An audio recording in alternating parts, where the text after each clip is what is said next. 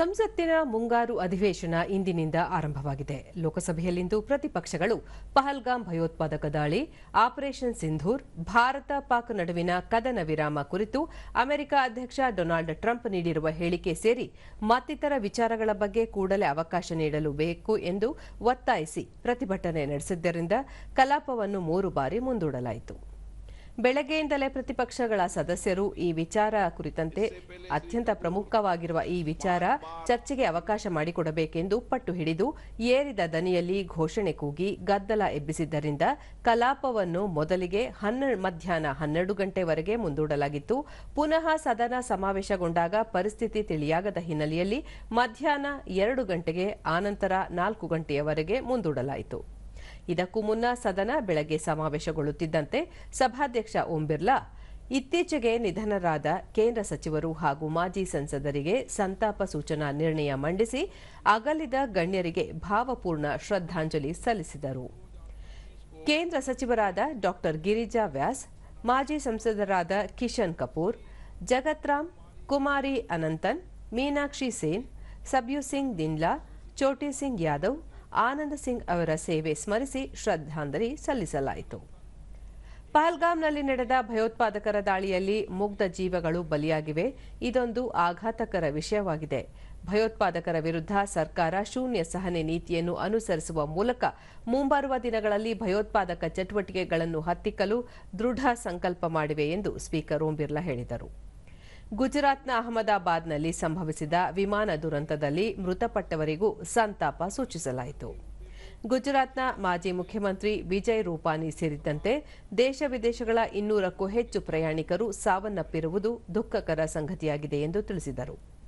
ಅತಿವೃಷ್ಟಿ ಸೇರಿದಂತೆ ವಿವಿಧ ರೀತಿಯ ಪ್ರಕೃತಿ ವಿಕೋಪಗಳಿಂದಾಗಿ ದೇಶದ ವಿವಿಧೆಡೆ ಜೀವಹಾನಿ ಸೇರಿದಂತೆ ಅಪಾರ ಆಸ್ತಿಪಾಸ್ತಿ ನಷ್ಟವಾಗಿರುವುದು ನೋವಿನ ಸಂಗತಿಯಾಗಿದೆ ಎಂದು ಸಭಾಧ್ಯಕ್ಷರು ತಿಳಿಸಿದರು. ಬಳಿಕ ಮೃತರ ಗೌರವಾರ್ಥ ಸದಸ್ಯರು ಎದ್ದು ನಿಂತು 1 ನಿಮಿಷ ಮೌನ ಆಚರಣೆ ಮಾಡಿದರು. ಇದಾದ ನಂತರ ಸಭಾಧ್ಯಕ್ಷರು ಪ್ರಶ್ನೋತ್ತರ ಕಲಾಪವನ್ನು ಕೈಗೆತ್ತಿಕೊಂಡರು. ಈ ಹಂತದಲ್ಲಿ ಪ್ರತಿಪಕ್ಷಗಳ ಸದಸ್ಯರು ಪಹಲ್ಗಾಮ್ ದಾಳಿ ಸೇರಿದಂತೆ ಹಲವು ಮಹತ್ವದ ವಿಚಾರಗಳ ಕುರಿತು ಚರ್ಚೆಗೆ ಅವಕಾಶ ನೀಡಬೇಕು ಎಂದು ಏರಿದ ದನಿಯಲ್ಲಿ ಒತ್ತಾಯಿಸಿದರು. ಆಗ ಸ್ಪೀಕರ್ ನಿಯಮಾವಳಿಯಂತೆ ಸದನದ ಕಾರ್ಯಕಲಾಪಗಳು ನಡೆಯಲು ಅವಕಾಶ ನೀಡಬೇಕು. ಪ್ರಶ್ನೋತ್ತರ ಕಲಾಪದ ನಂತರ ನಿಮ್ಮ ಬೇಡಿಕೆಗಳ ಕುರಿತು ಚರ್ಚೆಗೆ ಅವಕಾಶ ನೀಡಲಾಗುವುದು. ಸಂಸದರಿಗೆ ಪರಂಪರೆಯ ಘನತೆ, ಗೌರವ ಎತ್ತಿ ಹಿಡಿಯಲು ತಾವೆಲ್ಲ ಸಹಕರಿಸಬೇಕು ಎಂದು ಪದೇ ಪದೇ ಮನವಿ ಮಾಡಿದರು.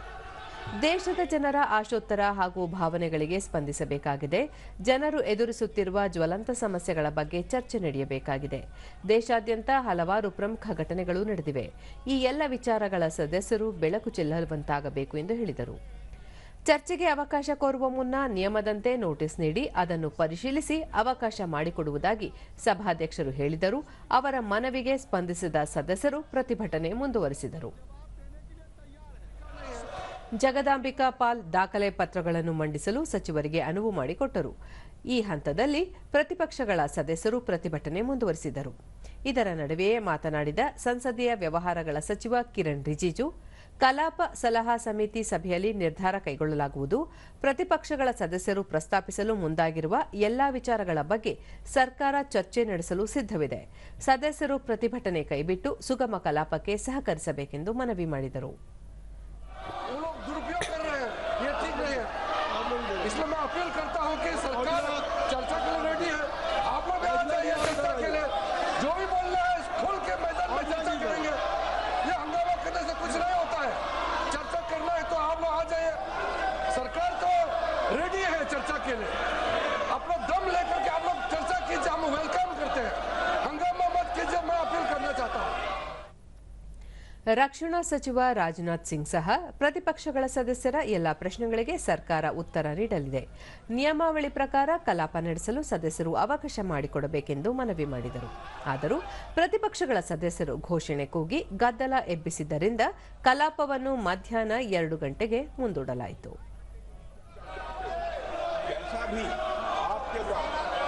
इतना महत्वपूर्ण दिन है, आप इसको चलने नहीं देना चाहते हैं, इसलिए मैं सभा की कार्रवाई 2 बजे तक के लिए स्थगित करता हूं.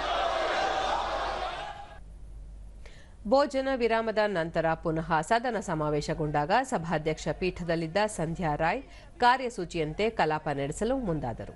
ಈ ಹಂತದಲ್ಲೂ ಪ್ರತಿಪಕ್ಷಗಳ ಸದಸ್ಯರು ತಮ್ಮ ಒತ್ತಾಯವನ್ನು ಪುನರುಚ್ಚರಿಸಿ ಸದನ ಕಲಾಪಕ್ಕೆ ಅಡ್ಡಿಪಡಿಸಿದರು. ಪ್ರತಿಭಟನೆ ಕೈಬಿಟ್ಟು ಸುಗಮ ಕಲಾಪಕ್ಕೆ ಅವಕಾಶ ನೀಡಬೇಕೆಂಬ ಸಭಾಧ್ಯಕ್ಷರ ಮನವಿಗೆ ಪ್ರತಿಭಟನಾ ನಿರತ ಸದಸ್ಯರು ಓಗೊಡದಿದ್ದಾಗ ಕಲಾಪವನ್ನು 4 ಗಂಟೆಗೆ ಮುಂದೂಡಲಾಯಿತು.